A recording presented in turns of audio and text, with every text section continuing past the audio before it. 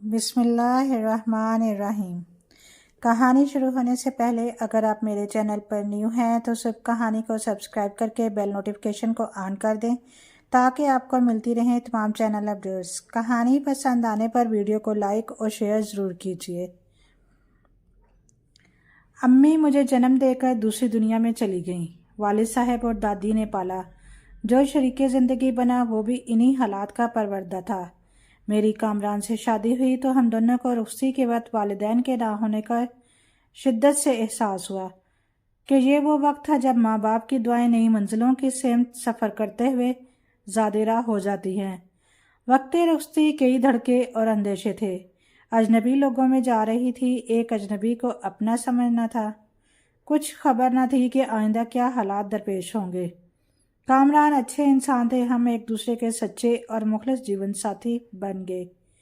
بھروسہ اور اعتماد جو میاں بیوی کی کامیاب زندگی میں کلیدی حیثیت رکھتا ہے، خدا نے عطا کر دیا تو معاشی تنگی کے باوجود دل سکون سے گزرنے لگے۔ کامران گریجویٹ تھے، کوئی سفارش نہ تھی، اچھی نوکری کے لیے بہت بھاگ دوڑ کی، نہ ملی تو ایک جنرل اسٹور پر سیلز مین ہو گئے۔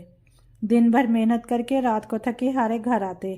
میں ان کی بہت خدمت کرتی، وقت پر گرم کھانا اور ہر شے ہاتھ میں دیتی۔ وہ کچھ دیر آرام کرنے کے بعد پڑھنے بیٹھ جاتے تاکہ اپنی قابلیت بڑھا سکیں۔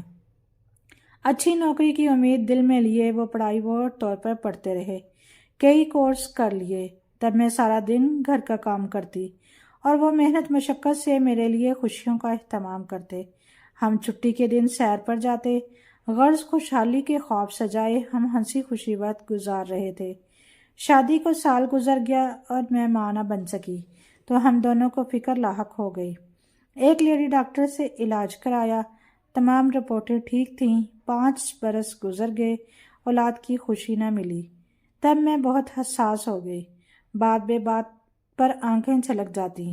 ٹی وی پر وہ اشتہار نہ دیکھ سکتی جو بچوں سے متعلق ہوتے۔ کامران مجھ سے بچوں کے ہونے کے بارے میں بالکل بات نہ کرتے۔ وہ اس موضوع کو نہ چھیڑتے کہ کہیں میری دل آزاری نہ ہو جائے۔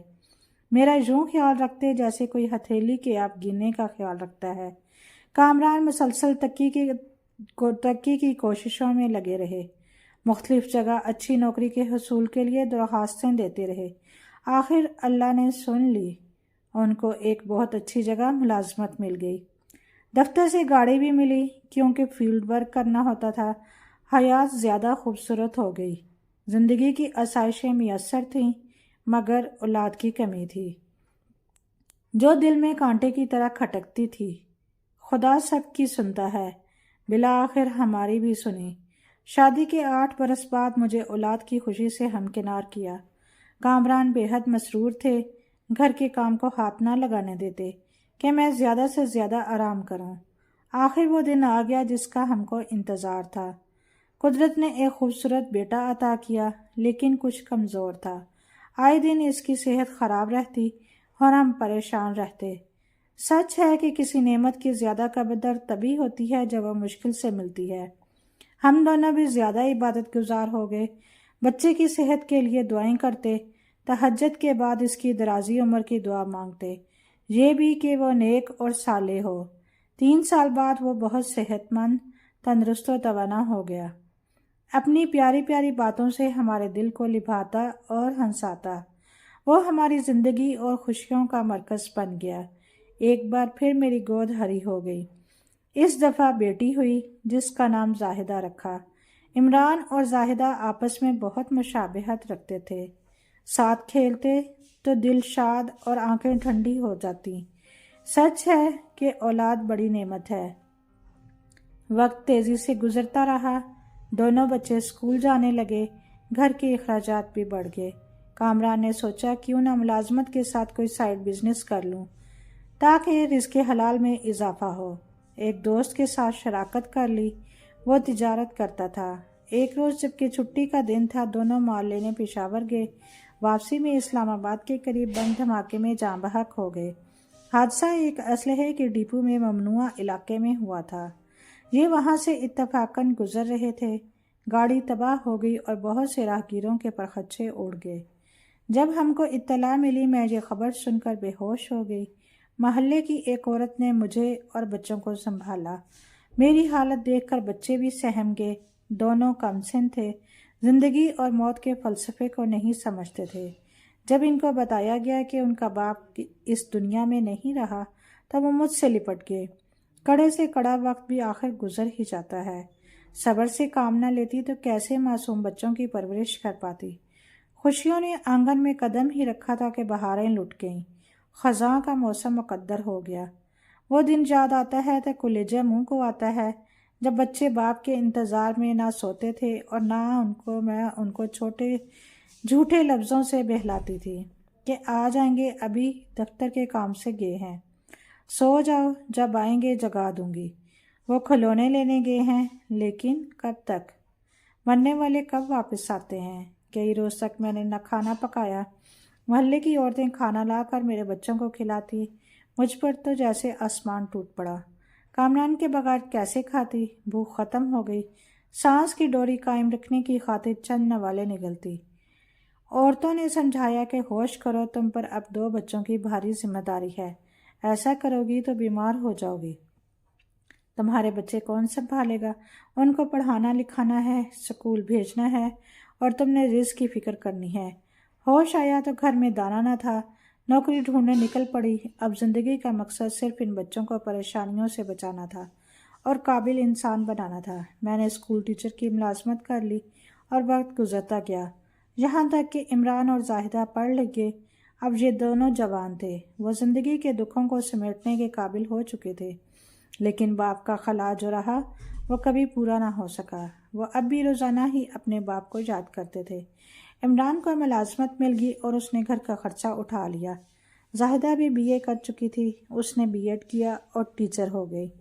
وہ اب مجھے ملازمت نہ کرنے دیتے، کہتے آپ نے بہت کام کر لیا، اب آپ کے آرام کا وقت ہے۔ ہماری فکریں دور ہوئیں تو بچوں کی شادی کی فکر لگ گئی۔ میں نے بہت تحمل سے کام لیا، بچوں کے سامنے تھکن کو بھی ظاہر نہ کرتی۔ بیمار ہوتی تب بھی کام پر جاتی۔ میرے بچوں کو کسی بات کا پتہ نہ تھا۔ اپنے بچوں کے بہتر مستقبل کی خاطر اپنی بھری جوانی مٹی بنا ڈالی۔ نئے کپڑے سالوں نہ خریدتی، بچوں کو اچھا کھلاتی، خود روکھی روٹی کھا لیتی، لیکن ان کو پتہ نہ چلنے دیتی۔ اپنی چھوٹی سے چھوٹی خواہش بھی پوری نہیں کرتی تاکہ میرے بچے کسی چیز کو نہ ترسیں۔ زندگی کی کھٹائیوں نے مجھے وقت سے پہلے بوڑھا کر دیا۔ ایک روز عمران نے مجبور کیا کہ ہم نے گھر شفٹ ہو جاتے ہیں اور یہ پرانا محلہ چھوڑ دیتے ہیں۔ تب میں نے اسے بہت منع کیا، کیونکہ میں نے ساری زندگی اسی محلے میں گزاری تھی۔ محلے والے میرے دکھ سکھ سے واقف اور خوشی غمی کے سانجھی تھے، لیکن بیٹا نہ مانا۔ نئی نسل کی اپنی سوچ ہوتی ہے۔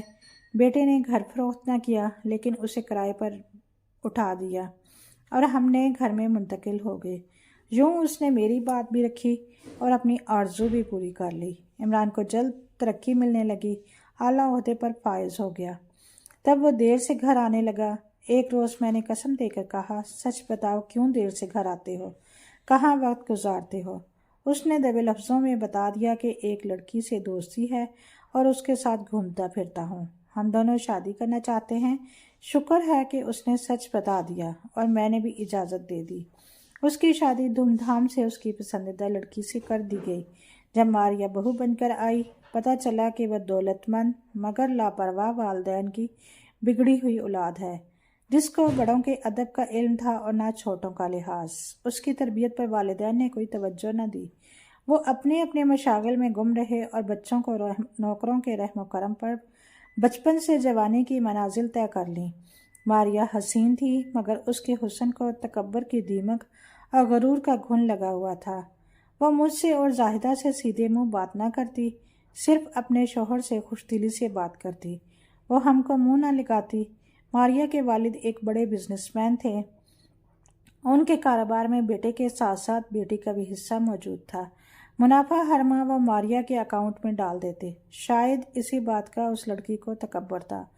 ماریہ کی ماں کی سوشل سرگرمیاں بہت تھیں۔ اس نے شروع سے ہی بچوں کو ہاسٹل میں ڈال دیا۔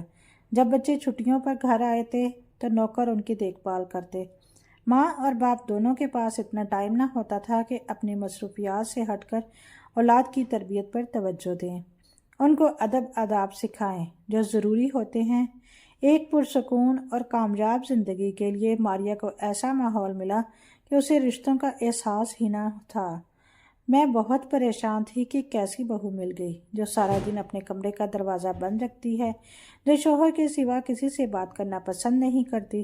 جب پڑوس سے کوئی بہو کو دیکھنے کی فرمائش کرتا تو مجھے کہنا پڑتا وہ سو رہی ہے۔ وہ کہتی کیسی بہو لے کر آئی ہو جو سارا دن سوئی رہتی ہے۔ اب مجھے اس مسئلے پر سوچنا تھا کہ کیسے گھر کا ماحول درست کروں۔ ایک ہی حل سمجھ میں آیا کہ کسی طرح پیار و محبت سے اس لڑکی کو سمجھاؤں۔ بیٹے سے کچھ کہنے کا مطلب تو گھر کی خوشیوں کو خراب کرنے کے مترادف تھا۔ میں نے ماریا کی فطرت کو سمجھنا شروع کیا۔ وہ جانوروں سے بہت پیار کرتی تھی، اپنی پالتو بلی کا بہت خیال رکھتی، پرندوں کو دانہ ڈالتی، ان کی کولیاں دھو کر پانی بھر کے رکھتی، اگر کوئی فقیر صدا لگاتا تو دوڑ کر جاتی، مدد ضرور کرتی۔ گویا اس کی فطرت اچھی تھی لیکن اچھی تربیت سے محروم تھی۔ جب انسان کسی کی فطرت کو جان لے اس کا دل جیتنا آسان ہو جاتا ہے۔ وہ پیار کی بھوکی تھی۔ میں چونکہ ٹیچر تھی، بڑوں اور بچوں کی پہچان رکھتی تھی۔ میں نے زاہدہ کے ذمہ کام لگایا کہ تم بھابھی کے قریب ہونے کی کوشش کرو، اس کی پالتو بلی کا بہت خیال رکھو اور پیار کا اظہار کرو۔ ماریا اسی طرح پہلے پہل تمہاری جانب متوجہ ہوگی۔ وہ اپنی پالتو بلی اور طوطے وغیرہ میکے سے لے کر آئی تھی۔ زاہدہ نے ان کا بہت زیادہ خیال رکھنا شروع کر دیا۔ جب ماریا اپنے کمرے سے نکل کر پالتو جانوروں کی دیکھ بھال کرنا چاہتی، زاہدہ دوڑ کر اس کی طرف جاتی، اس کی مدد کرنے کی کوشش کرتی اور اس کے پالتو پرندوں اور بلی سے اظہار محبت کرتی۔ ماریا رفتہ رفتہ زاہدہ سے مانوس ہوتی گئی اور اب وہ اس کے ساتھ دوستانہ انداز میں باتیں کرنے لگی۔ سچ ہے، انسان پیار اور اخلاص سے ہی کسی کا دل جیت سکتا ہے، شکوے شکایات سے ہرگز نہیں۔ بالآخر زاہدہ کی محنت رنگ لائی اور وہ اپنی مغرور بھابھی سے دوستی کرنے میں کامیاب ہو گئی۔ زاہدہ ماریا سے قریب ہوتی گئی تو اب وہ اس کو اس کے کمرے سے نکال کر میرے کمرے تک لانے لگی۔ بہو مجھ سے دعا سلام کرنے لگی، زاہدہ سے باتیں کرتی تو مجھے بھی مخاطب کر لیتی۔ بارے کفر ٹوٹا اور میرے دل کی گھٹن کم ہو گئی۔ زاہدہ بھائی کی مصروفیات کے مطابق وقت نکالتی۔ میں نے بیٹے کو بھی ماریا کی شکایت نہ کی، اس بارے کوئی بات منہ سے نہ نکالی کہ وہ سارا دن ہم سے کیسا سلوک رکھتی ہے۔ جانتی تھی کہ وہ ماریا کا بہت خیال رکھتا ہے، اس کی خوشی پر نچھاور رہتا تھا اور بیوی کے عشق میں مجھے بھی نظر انداز کر دیتا تھا۔ وہ بہن جو پہلے اس کی جان تھی، جس کے بغیر نوالہ نہ توڑتا تھا، اب زاہدہ سے بات کیے ہفتہ گزر جاتا۔ ماریا کو روزانہ آفس سے آنے کے بعد باہر لے جاتا، کسی اچھے ریسٹورینٹ میں کھانا کھلاتا۔ میں ساس نہ بنی اور نہ ہی اپنی بیٹی کو نند بننے دیا۔ زاہدہ کو سمجھاتی قلق نہ کرو، بھابھی سے محبت کرو، اس سے محبت کرو گی تو بھائی کی محبت کو حاصل کر پاؤ گی۔ یہی میرا تجربہ کہتا ہے اور یہی زمانے کا دستور ہے۔ جب چہیتی بیوی آ جاتی ہے، ماں اور بہنیں اگر فراست سے کام نہ لیں تو بیٹے اور بھائی کی زندگی سے منفی ہو جاتی ہیں۔ میری بیٹی سمجھدار اور صبر والی تھی، جیسا میں کہتی کہا مانتی۔ ایک دن ایسا آیا کہ ماریا مجھے ساس اور نند کی حیثیت دینے پر مجبور ہو گئی۔ وہ مجھے امی کہنے لگی۔ اب وہ ایک نارمل رویے کی حامل تھی اور ہم کو اس کے ساتھ بات کرنے میں آسانی محسوس ہوتی۔ بے شک ہم ایک ہی گھر کے فرد جیسے ہو گئے۔ ماریا جہاں جاتی مجھے بتاتی اور کبھی کہتی آپ بھی ساتھ چلیں۔ اس نے ادب آداب سیکھنا شروع کر دیے، جبکہ پہلے وہ اگر کہیں جاتی تو ہم کو یہ بھی بتانے کی ضرورت محسوس نہ کرتی کہ گھر سے باہر جا رہی ہے۔ جب میں نے اس کے ساتھ ممتا بھرا سلوک رکھا، وہ مجھے اپنے دل کے قریب سمجھنے لگی۔ آخرکار اس نے اپنی زندگی کی گزشتہ تلخیوں اور دکھوں سے مجھے آگاہ کر دیا۔ اس نے بتایا کہ مجھے بچپن سے جوانی تک اپنے گھر میں کبھی پیار نہیں ملا، روپے پیسے کی کمی نہ دیکھی، لیکن محبت کو ترستی تھی۔ مجھے نہیں معلوم تھا کہ لوگوں کے ساتھ کیسا رویہ رکھتے ہیں اور رشتے کیا ہوتے ہیں۔ وہ اب اتنی سعادت مند ہو گئی کہ ہر کام مجھ سے پوچھ کر کرتی اور میرا بہت خیال رکھنے لگی۔ اس کا رخ میری طرف ہو گیا، میرا کھویا ہوا عمران بھی دوبارہ مجھے مل گیا۔ وہ اب آفس سے آ کر پہلے کی طرح میرے کمرے میں بیٹھ جاتا، کچھ دیر باتیں کرتا، طبیعت پوچھتا، دوائیاں لانے کو کہتا تو زاہدہ سے کہتا امی سے کا بہت خیال رکھا کرو، وقت پر دوا کھلا دیا کرو۔ باہر کھانے کے لیے جاتے تو میرے لیے بھی پیک کرا کے لے آتے۔ زاہدہ کی شادی کی فکر بھی تھی۔ میرے کہنے پر ماریہ نے اس کی طرف توجہ دی اور اپنے شوہر کو بھی یاد دلانے لگی کہ تمہیں بہن کی شادی کرنی ہے۔ عمران نے ایک دو دوستوں سے بات کی اور پھر ایک دوست کے توسط سے اچھے گھرانے میں زاہدہ کی بات طے ہو گئی۔ لڑکا نیک اور خوبصورت تھا اور میرے بیٹے کے دوست کا بھانجا تھا۔ مختصر کنبہ یعنی ماں اور بیٹا تھے۔ لڑکے کا نام ثاقب تھا۔ ثاقب سے منگنی کے بعد ماریہ نے نند کے جہیز کی خریداری شروع کر دی۔ وہ اکثر زاہدہ کو بھی ساتھ لے جاتی۔ تبھی عمران نے عزت سے بہن کو بہا دیا اور جہیز میں ہر چیز دی۔ بہن کی شادی میں کسی شے کی کمی نہ ہونے دی اور یہ سب ماریہ کے تعاون سے ہوا، جس نے نند کی شادی میں بڑھ چڑھ کر حصہ لیا۔ میں اور ماریہ گھر میں باقی رہ گئے۔ وہ کچن میں آ جاتی، کھانا پکاتے دیکھتی تو دلچسپی لیتی۔ یوں اس نے کئی طرح کے کھانے بنانے سیکھ لیے۔ گرچہ نوکر موجود تھے لیکن خاتون خانہ کا رشتہ تو کچن اور گھریلو امور کی انجام دہی سے قائم رہتا ہے۔ بس ماریہ نے بھی رفتہ رفتہ گھر کی ساری ذمہ داریاں سنبھال لیں اور مجھے آرام نصیب ہو گیا۔ اب گھر اس کا تھا، میں تو بڑھاپے کی دہلیز پر مختصر عرصے کی مہمان تھی۔ ظاہر ہے لمبی عمر کی طویل مسافت طے کر چکی تھی۔ زیادہ تر اپنے بیڈ روم میں رہتی۔ ماریہ مکمل بدل گئی۔ اس میں تکبر اور غرور نام کی کوئی چیز نہ رہی۔ وہ ایک سمجھدار خاتون خانہ بن گئی۔ گھر میں سکون تھا اور وہ سلیقہ مند تھی۔ اس نے میری خدمت میں کوئی کسر نہ اٹھا رکھی۔ وہ بہترین فطرت کی مالک تھی۔ تھوڑی سی توجہ اور پیار نے اسے یکسر بدل دیا۔